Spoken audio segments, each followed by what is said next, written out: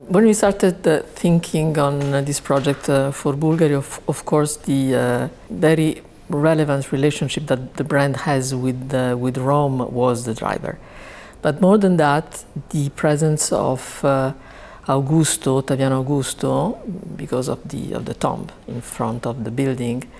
was somehow for us the link, the cultural, aesthetical, historical link that we wanted to enhance. The very special attitude that Augusto has at the very beginning of his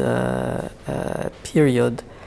it was 41 when he has been designated by the Roman Senate to be the emperor, was the fact that he was thinking that Rome and the redesign of the capital would have been the message to expose to the Roman society of the fact that everything was about to change with him. Rome at that time was a city of bricks, dusty, chaotic, busy, with a population that was absolutely overwhelming the capacity of the city. So with Agrippa, that was his very close attendant, he redesigned completely the center of Rome, extending the center of Rome with the mausoleo that was actually occupying a military area outside the central focus of Rome. But more than that, since he was actually coming from far away from Rome, he spent most of his life before the period in Rome abroad. He was somehow trying to show the power of the empire, bringing in Rome the marbles coming from very far away, from the province of the empire, with the different colors, with the brightness of the white marbles from Greece, the dark red of the porfido from Africa, the shining yellow from the north of Africa, the greens from Greece. And this was absolutely new in terms of aesthetics and taste for the Roman urbanscape. So this boldness in terms of the idea of redesigning a city through a material was for us extremely sympathetic with Bulgari, because of course they are contemporary jewelers, and they somehow their identity is to be master of colors, and the preciousness of the stones and the capability to mix colors was the link in between Augusto, the location, so Piazza Augusto Imperatore, where the mausoleo is, and this building that actually was meant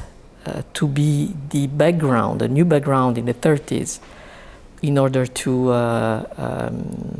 open the space, the urban space of the mausoleo, to the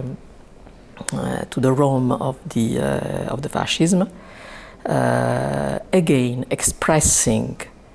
the link with the mausoleo through the materiality of the building. So you find on the facade of the building the same bricks, the same travertine, the same roughness of some of the details of the mausoleo, the scale of the mausoleo with the portico, and a little bit of sensitivity to details, decoration and colors through the mosaics. So having established this link with the attitude of the emperor, we really tried to work very much in intimacy with the design of the building. That was very simple, actually. It was a shell with almost nothing inside. We started from the details of the main stairs That was probably the only part that Morpurgo, the architect of the building, was somehow intended to complete and design together with the architecture. And from those stairs, we declined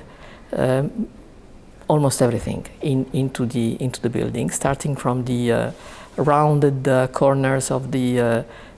door frames, the mosaic of the staircase, the quality of the woods for the handrails and for the paneling. From those details, we declined the details that we find in the project, in the interior design of the project. But using the contrast between the different marbles, starting from the black and white of the Grande Antico, which is the marble that is underlining all the architectural elements of the ground floor, in the whiteness of the silk, in the whiteness of the terrazzo floor,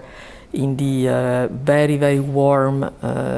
caramel palette of the woods and the textile in the lobby, in the lounge. So the idea to create a kind of scaled replica of the detailed palette of the stairs, but using the materials in order to tell another story, exactly as Augusto did for the city, was actually the main structure of the selection for the marbles. So what we have been doing is actually using the marble as the strong expression of the architectural gesture inside. Completely different attitude we have been following for the spa. For the spa, the idea was actually to really evoke the what is called in Italian the vasca natatoria, which is the body of water, the very large body of water that was one of the primary elements of the villa, the Roman villas outside Rome. So big pieces of water, but with the extreme richness of the colored marble around and the gold of the decoration. So the pool with the gold mosaic, with the arabescato corchia, which is a very rich marble used in big thickness for the columns, and the straight lines marble that is called imperiale because it has been very much used in that period, is of course the composition that is more complex and is giving the sense of the capability from the materials to be decoratives. Different marbles, very strong different marbles in public spaces, and the addition of mosaics with the traditional way of working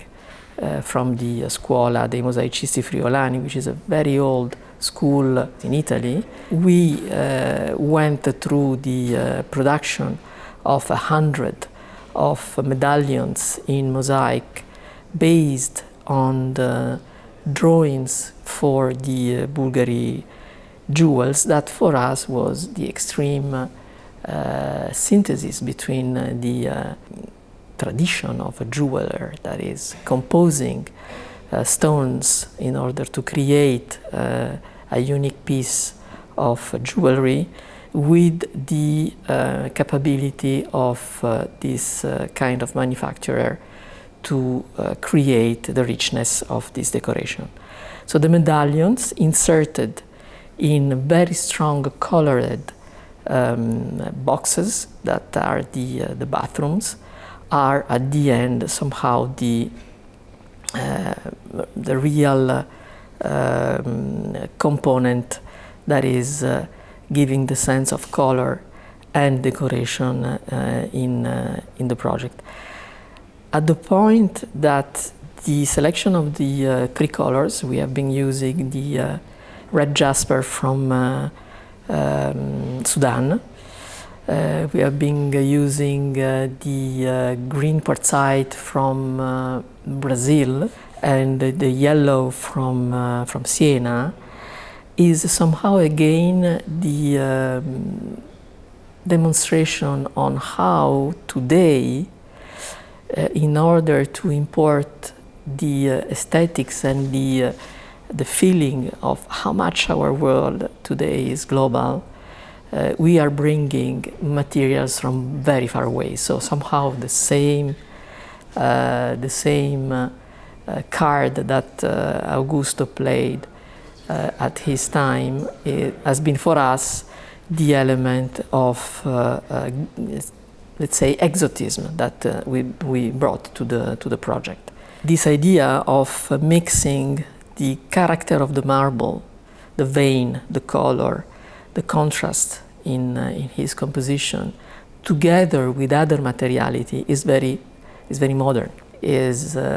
somehow what is actually coming from the old school of interior decoration, but treated in this way with this kind of integration between architecture and interior is in our view very contemporary. And it is very visible at the end in the Bulgari suite. Bulgari suite is a 300 and plus square meter of apartment with an impressive sequence of public spaces in which the composition of the materiality being extremely comfortable, because it's really playing with the light of Rome that is always somehow goldish, and the gold of the textile on the wall, the bright color of the oak that is very warm, and the composition of the different mosaics and marbles that ends with the gold onyx in the bathroom is really telling a lot about the strong idea about materiality that has been somehow the bones of this project. The final reference that is very subtle somehow, that links the whole project to the history of Augusto, is the vestibule of the Bulgari suite that is exactly copied from a small service corridor of the Villa di Livia, which was the last wife of Augusto, that actually really recall an optical kind of pattern from the 70s. But of course created in white travertine and black granite is somehow the real quintessential link through the centuries for this project.